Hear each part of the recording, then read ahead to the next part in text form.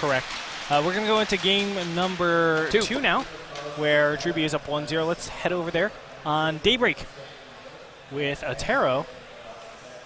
All right, so Daybreak is the map of choice for game number 2. Guys, if you're just tuning in, we're in the middle of a series for the World Championships Canadian Series. Now, Andre, how far are we along in the bracket between Attero and Drewbie? I think we are in the losers round of 2 still, if I am correct. Actually, it's the winners round 3. Oh, I'm so not right. That's all right. You know, to be fair, you can't switch out and look at the bracket, and I can. Exactly. So that's why I was just quizzing you. Actually, but you know what? Mike was just like, okay, just cast games, bro. I'm like, down. Mike is, of course, not only my roommate, but the person giving me all of my directions. Yeah. He's awesome. I love the guy. Shout out to him. You know, people like him make the streams really possible. And no, he's not responsible for any of the audio issues. No, so do not hold him actually captive. In fact, he's the one who fixes the audio issues. No, he makes like the stream look nice. Like, yeah. He knows a lot about bit rate. He's like a mini gun run. Mini gun run. We don't want to actually say he is a gun run because it's impossible to be a gun run. Yeah. The way I would see it is like, you know how there's like, you can make like a lot of mini Thors, but in the end there's like one giant ass Thor, like in the campaign. Tychus. Yeah, Tychus drives. There's only one Thor, and there's only one Thor, and that's launches gun nukes. Run. Yeah, there's only one Thor that fixes streams. No, it isn't gun run, you fool. It is the gun run. The gun run. And then there's many mini Thors that you can kind of deploy. Mike is definitely one of them. Yeah. But we do see that Drewbie is going for pretty much the same build as he did last game. Terran's pretty much opened up gasless nowadays unless they really want to play with some mind games. I've seen players like Marine King go gasless, and as soon as the probe leaves, goes double gas and then just 1-1-1s from there. It's actually really funky. I've seen a lot of Terrans do really interesting things, show gas, show a tech lab, and then not make anything and just play people off gas, and it's just really tricky. But for the most part, it's really focused on that one barracks, one gateway fast expands in this matchup. Yeah. And I love this. The early scout enables Attero to make this decision. He puts down the gateway, and he sees, okay, my opponent has taken any gases. I'm not really worried about any incoming pressure. Even though a bunker is going up here, this is obviously just to fake feign aggression and to force maybe probes off the line or something. But the fact of the matter is, Attero has gone a very cost-efficient build. He goes up to 16 probes. Or 17 probes, actually, 1 scouting, and then he drops the Nexus. And 16 probes, if you guys don't know already, it's the perfect amount of probes before your probes actually lose efficiency. They drop by half. Ooh. Ouch. Yeah, well, you know what? No harm, no foul. You can really just cancel it. It's the same, canceling a bunker is the same as salvaging it, which is really nifty. That's actually one of the best things about Terran, in my opinion. Bunkers don't cost that much. And just being able to pressure with that slightly is nice. And of course, Drewbie is just really poking and see what he gets. And he's trying to see what we can force out of Attero as well. This is really good information. Sees a second Zealot as well, which is actually quite unusual. Usually you see a Stalker follow it with the first initial Zealot, but the second Zealot just means that Attero can, free up his gas a little bit more. Plus, he's only on 1 geyser. He hasn't really placed anything yet from there. I was talking to Drewbie about what his TVP styles are, and recently, these are the 2 builds that he told me what he does.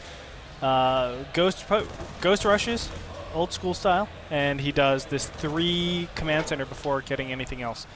And this is really powerful. Obviously, he's going for a ninja expansion instead of going for the more standard classical, expansion inside the main somewhere or another, hiding it and making it really tough for his opponent. But, somewhere or another, Attero actually scouts this out.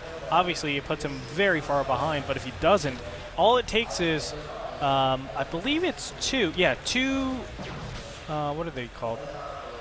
2 mules to actually pay for the Earl Command Center. That's awesome.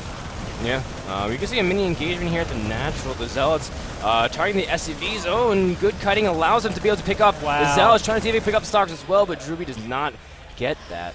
But just like you said, the faster command center, I felt like it's more like a throw into the best of 3, best of 5 mix, because I've seen players like Beastie do this all the time. Oh my god, Attero's walking up to the bottom right and he sees it. Actually, no, he saw it with the probe. Just kidding. Wow, I was really silly about thinking about that. But spotting it is really key, just because able to get it. But even if you have that 3rd orbital command, as long as you just play safe from that point on, you have extra mules, just like you said, and you really can make yourself pay off. Yeah. And what Beastie does is actually hides it in this position. He would hide in the top left because Protoss would rarely scout their own fourth base. They'd always try to scout their opponent's side, but never their own. So if you ever watch Beastie play, he always hides in the top left.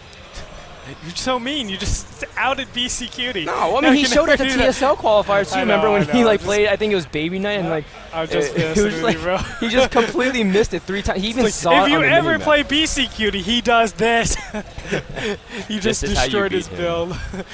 So mean. Anyway, 6 gateway Beastie's coming good out. enough, man. Even if Yeah, I Beastie gets know. scouted, he'd still I'm just win. kidding, of course. Oh, look at this, though. Yeah, I think Drewbie, if he doesn't put down more bunkers, he's dead. Yeah. You can't defend it with just one bunker. You need at least 2. At least 2, in my opinion. Although, the sentry count is getting big, so you need at least 2 in this position.